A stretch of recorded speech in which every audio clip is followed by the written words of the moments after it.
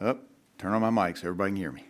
Welcome. Today's hearing is long overdue. It is my understanding that this is the first time in over 20 years that the HHS Inspector General has appeared before Energy and Commerce Oversight and Investigation Subcommittee.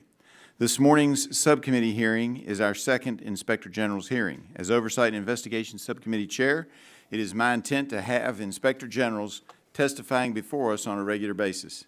Today we will hear from Inspector General Christy Grimm on her office's ongoing oversight work and investigation priorities. We will focus on three critical areas that are plagued with issues and concerns that we must address moving forward.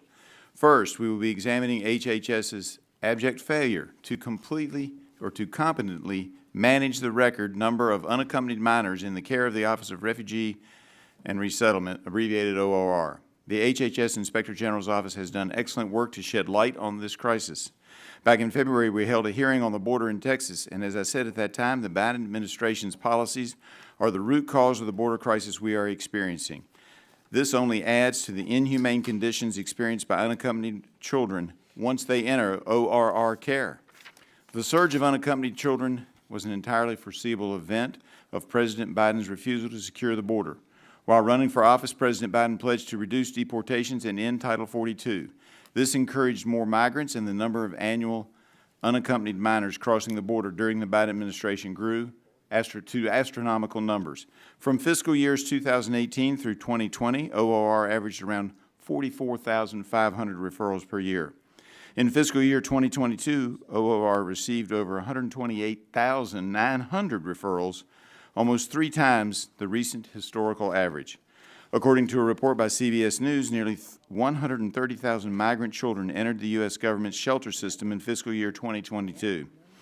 These numbers are staggering and a direct result of the Biden administration's open border policies. As the Inspector General has now documented across multiple reports, somehow HHS was caught unprepared for this surge despite it being the natural result of administration policies. In a desperate attempt to increase capacity, ORR contracted with organizations with no relevant experience in safely caring for unaccompanied children. The result was child neglect and abuse.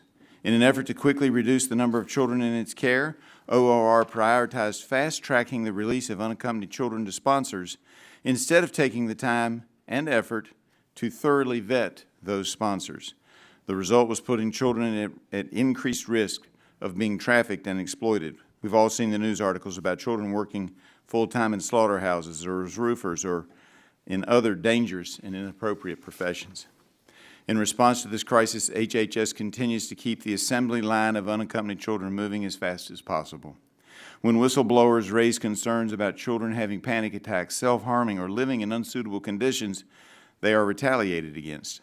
Further, HHS denied media access to emergency intake shelters. The priority seems to be to keep this issue out of sight rather than child welfare. It is unconscionable, and I want to thank the OIG's office for their work holding HHS accountable. The second area of focus for our hearing is NIH grant management. There's an increasing body of evidence suggesting that NIH fails to conduct routine oversight of grantees. This failure extends to research done in foreign countries involving potential pandemic pathogens, those such as the now infamous grant to EcoHealth Alliance. The Inspector General's audit found that NIH and EcoHealth Alliance failed to effectively monitor and document the activities of subgrantees, including the Wuhan Institute of Virology. As a result of NIH's failure to secure laboratory notebooks and other records, the U.S. government has no adequate documentation of the coronavirus experiments conducted in Wuhan during the fall of 2019. This is important because that's when COVID arose. In light of these oversight failures, it is incomprehensible to me that the NIH continues to fund EcoHealth Alliance when they failed to secure the documents required by their contracts that would have given us a better picture of COVID's origins. The final goal is to hear from the Inspector General about their work on Medicaid and Medicare program integrity. With the public health emergency now officially over, returning Medicaid to congressionally intended role as a safety net insurer of last resort is critical.